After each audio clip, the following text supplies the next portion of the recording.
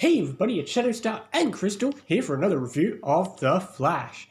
This time it's episode... Night at the Museum. I was gonna say, if this were a Legends episode, they would have called it they would have made a joke.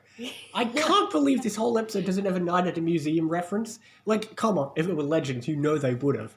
Yeah. But, I mean, come on, you're making... Ralph didn't even say anything like that. Come on, you're making Jurassic Park references, but not a single Night at the Museum reference. Yeah. So whatever, we got a new bus method, Black Bison, she makes things come to life. At what point do we classify something as an effigy or a replica? How does one determine it? Does it have to be a replica or an effigy of something that once was alive? No, because she controls the police dummy. Interesting. Could she control toys? I don't know. Well, like they said, they mentioned human or animal. So basically, as long as it looks like something that could be alive. Not like in Toy Story when a hockey puck was alive. That's stupid. I know. There's a guy that did this whole rant about which toys shouldn't have come to life. Yeah, but still, I don't know. Let's not ask too many questions about how powers work or we'll be here all day. I know, like, what are the rules? Like, how far away does she have to be? Like, can she see through their eyes? Because she couldn't see the police dummy. Like, how does she know which way to make it walk? It should have been stumbling around, bumping into a wall. I'd say it's not so much she's literally controlling movement for movement, more that she's able to put maybe commands into them. Commands like, go find me, go help me, go get this guy. Rather than commands like, okay, now step here, now step here. Yeah. Yeah. That probably makes more sense, and how they're able to have free will. Especially since, she seems to be able to, like, focus on her own thing while, like, the dinosaur... That's true, yeah. She just gave the dinosaur the command of attack the heroes. Yeah, or and that caveman she had. And it was still working on that command. But anyway, this is the big Ralph episode. I mean, this episode feels like it should be swapped with Girls' Night Out. Because, like, think about it. This episode would make sense coming right after the one where Ralph joins the team. But instead, Girls' Night Out came between it, and it just felt random to have Ralph there. But this is Ralph's real coming episode. Last episode he was just kind of there, and obviously the other one was his first episode. But obviously this is Ralph's big episode, joined into team, all that stuff. You get all that stuff, and it was a good episode for Ralph. I enjoyed it. Yeah. You go through all the rigmaroles of his failings, and he's got to learn the tough lessons, but it was enjoyable. And then, of course, with that, we get another scene with the therapist again. I love that, like I said, this is becoming a running gag in season 4. Yeah, but they stopped the hypnosis way too quickly. Like, he could have kept looking around and just describe literally everything there. Oh, well, then we would have had to have put more people in the scene. But clearly, yeah, obviously, then you'd have to pay other people. I mean, they were nice enough to put Weeper in the scene. Yeah. But otherwise, yeah. The only other one we saw was the one that's going to be relevant to this episode. Yeah. But oh well. And then, of course, the side plot is still we're looking for DeVoe, and that kind of leads into the cliffhanger. I like that it's a side plot that works into next episode. You still haven't mentioned the Harrys. Yes, we have the Council of Wells, which is just ridiculous. A lot of people have mixed feelings. Some people enjoy the comedy, some think it's just getting too silly.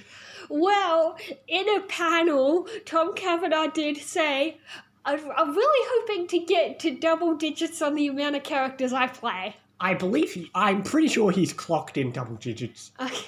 Well, at the time he said it, he hadn't. I think he's got to have hit double digits at this point. Yeah. Yeah. But yeah, obviously, we've had Harry, we've had HR, but now it's getting to a point where you say, all right, he's just going to play all the most random roles you can imagine. I mean, don't forget, we also had those random roles when we were looking for HR. Oh, yeah. Yeah. Would have been cool if we brought back one of them. Yeah. Oh, well. But yeah, it was... sure, it was ridiculous at times, but... There was that good scene with Cisco. Yeah, the point was he realized his own flaws. Exactly, like I said.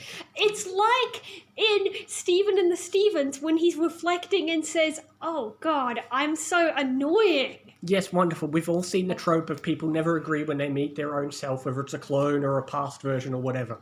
Yeah. But like we said, Harry gets all the character development this season, and it's always good. Yeah. I really enjoy what they do with him. Yeah. And obviously we finally find DeVoe, and they were expecting them, of course, and then they show up at the door and he's in a wheelchair. Yeah. Yeah. Which, I mean, yeah. But like I said, this was an enjoyable episode. Though it was very stupid of Joe to say what kind of homicidal whatever has, or evil mastermind has a welcome mat. Duh, they all would, to make it look like they're not a bad guy. I don't know. I don't think Eobard, when he was pretending to be Wells, had a welcome mat at his fancy ass house. Yeah, well, Whatever happened to that house? Well, Wells died, so that house goes to whoever the hell it goes to. What does happen when somebody dies of certain circumstances? Plus, I doubt he would have written a will. I mean, the only will he wrote was that Barry gets Star Labs. Did Barry get his house? And if so, maybe that also explains where Barry got all that money. Yeah, he sold Also, at that point, why did Barry move into that stupid apartment? He could have moved into a fancy-ass house. Whatever. You wouldn't want to start with a big house, though. Their apartment's bloody huge. Yeah, exactly. Anyway. But Although, yeah, if he could afford it, why go for an apartment when literally in season 1, he says he moves back in with Joe saying, oh, it's been getting hard to hide the flashing in and out from the apartment neighbors. that's a good point. Why not get a secluded house where the neighbors are far off? Which is exactly what Eobard's house was. He didn't seem to have any neighbors right next to him anyway, which would yeah. make sense because he too was a speedster. Yeah. God damn it, Barry, you're dumb and contradicting yourself. Yeah. But the point still stands, this was an enjoyable episode. Not the Yeah. most spectacular one, but a nice episode for Ralph and some interesting, hilarious scenes for Wells. Yeah, it was nice how he learned to protect innocent people. He learned the hard way. A little girl got hurt, and then he visits her in the hospital, and she says, who the hell are you, strange man in my room, except she doesn't.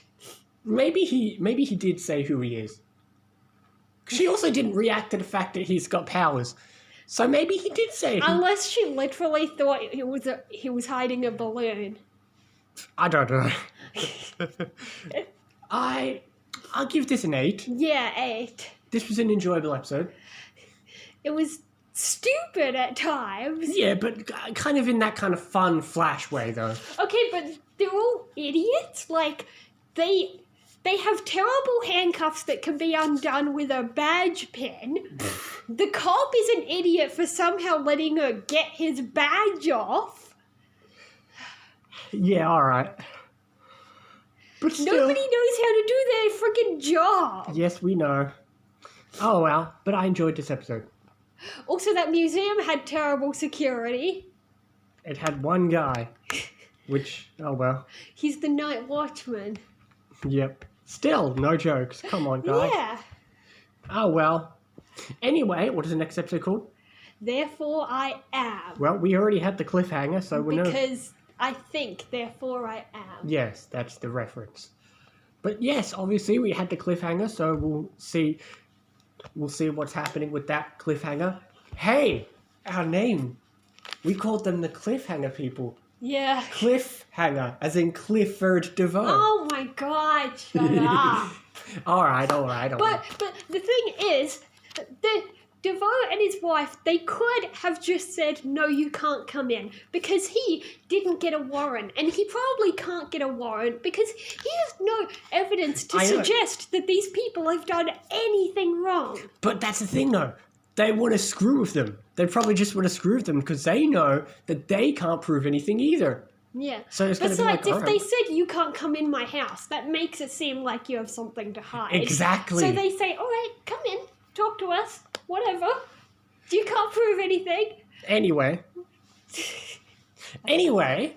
we'll see you next time for more Flash and other things as well. See you next time, guys.